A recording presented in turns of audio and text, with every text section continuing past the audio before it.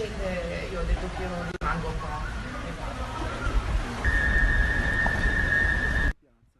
Ci sono 1,90 m, io sono con gli stivaloni alti, quasi completamente